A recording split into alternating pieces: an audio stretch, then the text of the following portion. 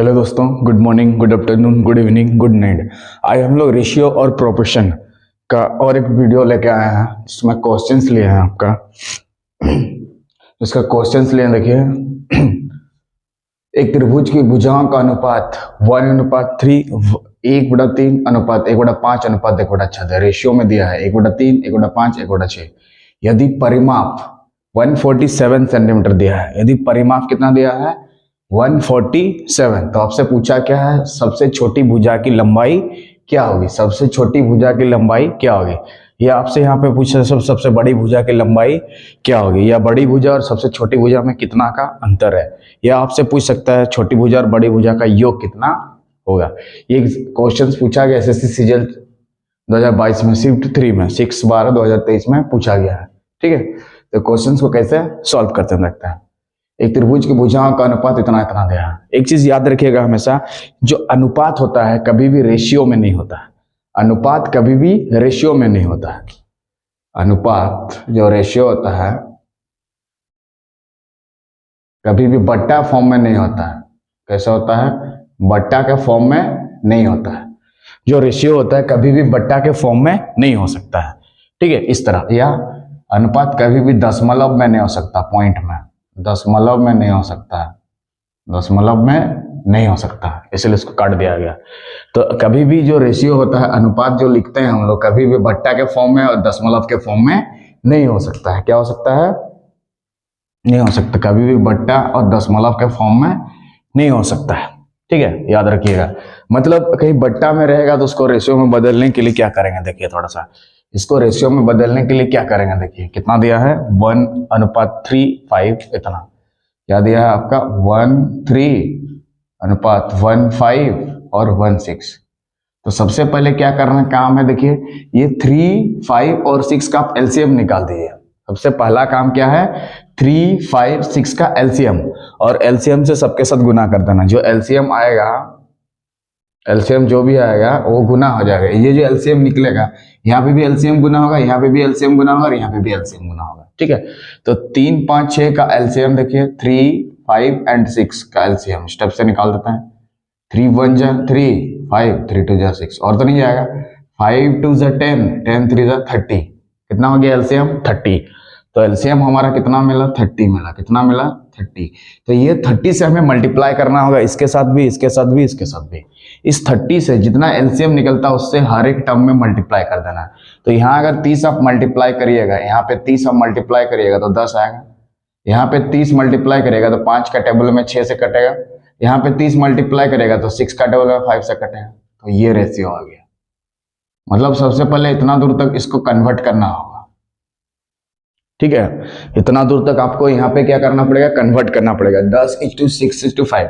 तो रेशियो में बदलने के लिए क्या करते हैं हम लोग, जितना एलसीएम रहता है जस्ट मल्टीप्लाई कर देना हर एक टर्म के साथ, इसके साथ, इसके साथ, इसके साथ।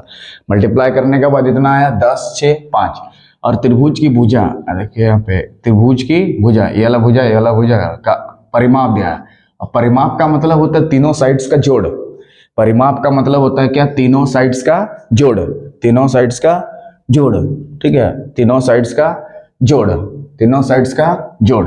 तो परिमाप कितना दिया है 147, कितना दिया है 147, कितना दिया है 147। परिमाप कितना दिया है 147। तो टोटल कितना हो गया, 10 और 6 16 और 5 21, 21। ठीक है, तो हमें सबसे छोटी भुजा की लंबाई चाहिए। क्या चीज क्या चाहिए, सबसे छोटी भुजा की लंबाई। तो छोटी भुजा यहाँ कितना हो जाएगा 5 हो जाएगा। तो आपको 5 से मल्टीप्लाई करना होगा, यही निकलेगा सबसे छोटी भुजा की लंबाई।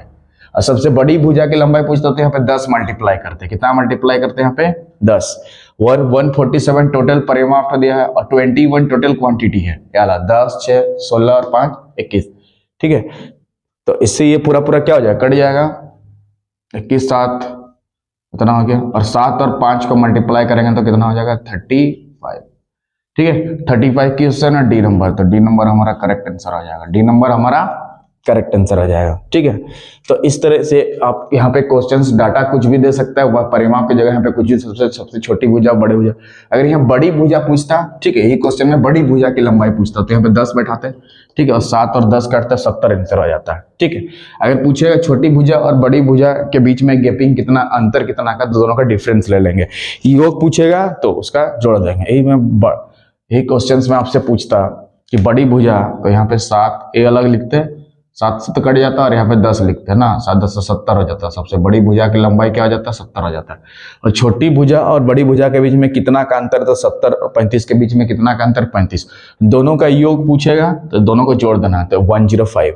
तो अगर दोनों का योग पूछता तो 105, ठीक है। बड़ा भुजा बोलता तो 70 आंसर होता है, सबसे छोटी भुजा बोला था 35, इसलिए 35 सी नंबर ऑप्शन में टिक लगा दिया। ठीक है, यहाँ सेंटीमीटर था इसलिए सेंटीमीटर वाला ऑप्शन में टिक लगा दिया। क्लियर है? उसके नेक्स्ट क्वेश्चन की तरफ आते हैं। तो परिमाप का मतलब क्या होता है, समझ में आया कि तीनों भुजा का योग, तो जितना परिमाप दिया उसको ऊपर में मतलब टोटल तो यहाँ पे 10 से 6 21, और जिस भुजा को निकालना है, छोटी भुजा निकालना तो छोटी भुजा का, बड़ी भुजा तो बड़ी भुजा मल्टीप्लाई करना होगा।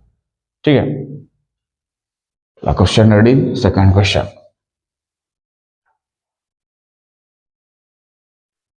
क्वेश्चन नंबर सेकंड देखिए क्या बोला है। एक परीक्षा में राजेश, राकेश और रमेश, 3 नाम है। राजेश, ठीक, पहला नाम हो गया। दूसरा राकेश, तीसरा नाम हो गया रमेश। 3 वो नाम है, ठीक, राजेश, राकेश एंड रमेश। ठीक है, तो प्राप्त अंकों का अनुपात 2:4:9 दिया है। ये 2, ये 4 और यहाँ पे दिया है 9, इसका रेशियो दिया है। राजेश, राकेश एंड रमेश का रेशियो 2:4:9 दिया है। ठीक है, यदि राजेश ने, राजेश मतलब एल पहला वाला, 30 अंक प्राप्त किए, इसके द्वारा प्राप्त अंक कितना है, 30 अंक। कितना अंक प्राप्त किया, 30 अंक। ठीक है, तो राकेश और रमेश मतलब राकेश और रमेश को कितना नंबर मिला और इसको कितना अंक मिला। ठीक, ये क्वेश्चन हमसे पूछ रहा था।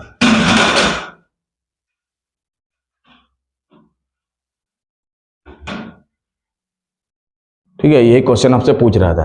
तो ये 2 में 30 तक पहुंचने के लिए यहाँ कितना गुना करना पड़ेगा, बोलिए 15। कितना गुना करना पड़ेगा, 15। तो दिस टर्म के साथ भी 15 मल्टीप्लाई करना होगा, इला टर्म के साथ भी 15 आपको मल्टीप्लाई करना पड़ेगा। तो 4 में 15 अगर मल्टीप्लाई करेंगे तो 15 × 4 कितना हो जाएगा, 60।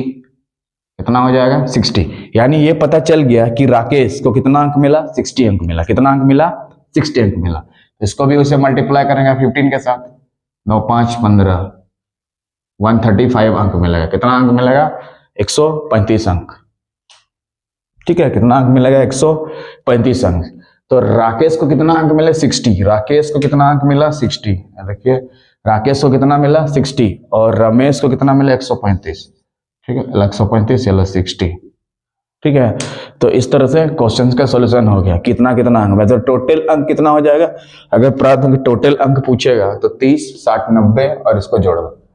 टोटल अंक अगर क्वेश्चन में पूछता तो सबको जोड़ देते हैं, 90 हो जाता है और 135 जोड़ देते हैं, जो आता है वही आंसर हो जाता है। टोटल अंक पूछता तो दोनों को जोड़ के जितना आएगा दैट इज आवर आंसर होगा, टोटल अंक।